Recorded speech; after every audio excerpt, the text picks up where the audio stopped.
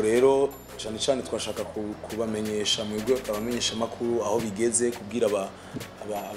abiteguriye go rubanza kuko abantu benshi bakatubaza ati bigeze he imyiteguro ko twumva bitavugwa ariko muraza kumenya byinshi gituma bitagiye bivugwa kuko ukungene urubanza riko rategurwa ratandukanye n'urundi n'ugwara ne passé ratandukanye n'ugwara avant ne passé aho rero usanga information yose mu kubanza kwitanga ubanza kuraba neza yuko ivyo bintu biri bishoboka kandi bigororotse ego mu majambo make rero KIGINGI SUMMER COMEDY iteguwe gutya n'urubanza ko nababwirwa amariko raba ku mwaka rero tukaba twashimye kugira tour KIGINGI SUMMER COMEDY KIGINGI tour aho tuzohera mu mice itandukanye y'igihugu eka mbere na mbere rero tukaba twashimye no kwishira kuko dusanzwe turi mu myiteguro kwishira no mu rugendo tuzofata nzogira ku munsi wa kane ngiye mu gihugu ca Ethiopia akaba nzogira show ku munsi wa gatandatu Addis Abeba akaba ari dans le cadre ya journée culturelle ya diaspora bonde diaspora barundi iri hariye hanyuma rero twashimye kubishiramwe kuko ni mu myiteguro biri mu myiteguro avyinshi akenshi ibi bintu badutumako nuko baba babonye imyiteguro tuko turagira baba babonye ama video tuko turakora ayo ma video nayo tuko turakorera KIGINGI SUMMER ni novuga yuko rero urubanza nyizina la machine na marche guhera ku munsi wa kane tugiye muri Ethiopia tukazokina rero samedi dukinira abarundi abasirikare abanyeshuri bari hariya Jesse narinzi nuko ari na diaspora muri Ethiopia ariko bariyo sinzi ko ari abanyeshuri bigayo benshi hanyuma rero ku munsi w'Imana niho tuzoca ngaruka tubandanye twitegura turafise byinshi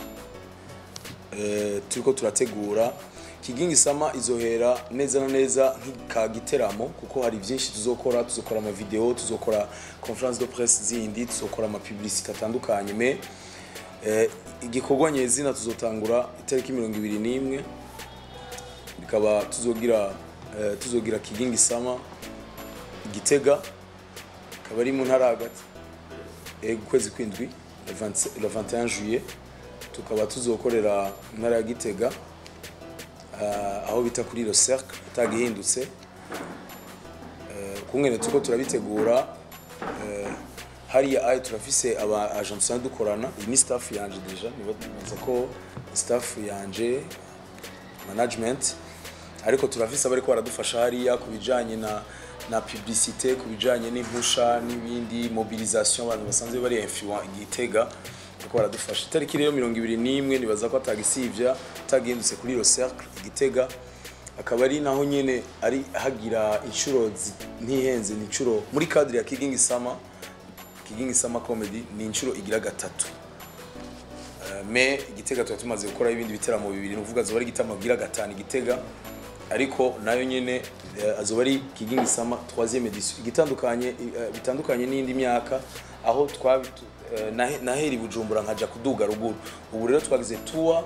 tugire Ngozi Gitega hanyuma tuze Bujumbura tuzohera Gitega rero itariki 21 kuko twasanze mu bisanzwe hari barimo bavuga ati kweri kutohera Ngozi za Gitega kuri Bujumbura me nuko Gitega hariho bimwe bimaze gukoreka ariko Ngozi bimwe tutarabishika ko nje gituma twaciye dushira itariki 28 tuzoba turi mu ntara ya Ngozi akaba ari comedy nyene tuzoba turi muri dans le cadre nyene na KIGINGI SUMMER COMEDY aho muri izo ntara zose kwari zibiri nsubi inyuma twifuza kandi twibaza ko zobishika ko gukorana n'abartistes bava muri izo ntara kisa swa abari ngaye Bujumbura kisa swa abari hariho aba artistes hariya tuzokorana notama aba danseurs notama abaririmbyi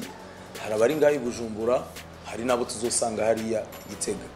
ivyo ni ku ntara zose ni Gitega na Ngozi iyi evenement pourquoi pas ubuye ikiraba iragerageza kuba regional kandi bazaye ko Imana idufasha izobishika hanyuma ishobore kuja ku rugero rwa yandi ma evenement ama festival akomeye nka Marrakech du Riz iba ihuza même les Européens ariko twewe turacari muri cadre yo nga ejo nta wizi dushaka kuzana mu Zambia dushaka kuzana tukava muri East Africa kagenda birakura niyo objectif nkuko natwe twadutumira twabibona aho tugenda mu Rwanda. Tuzokorana n'abakomedi bavuye muri Tanzania,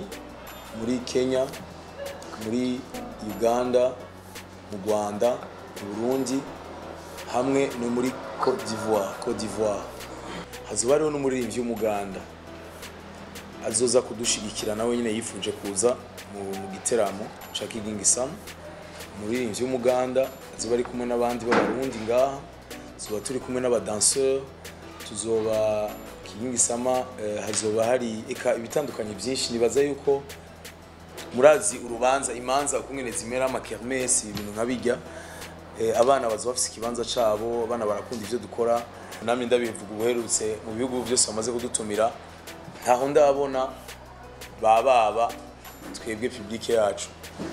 naho baba bagize aho mu Rwanda usanga ari public comedy iregeranya abantu 1500 1600. nta hantu ndabona yaba muri Kenya, muri Uganda bashikana abantu 3000 baje kuraba comedy, kandi comedy itangura 14h gushika 22h. usanga ari urubanza rwa 18h 21h amasaha abiri akaba biheze 19h 21h gutyo. Nuko rero kubashimira igikorwa nari nifuje ko kibagwanyu cyane inkuru zose tukaza turazitanga mudufasha kuzihereza abantu. Nani bagiye kubabwira ikibanza. Urubanza rw'Ibujumbura ruzobera kuri Saint-Tropez,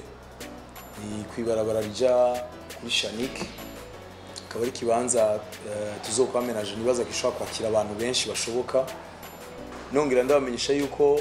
message yindi nuko atakindi kintu na kimwe,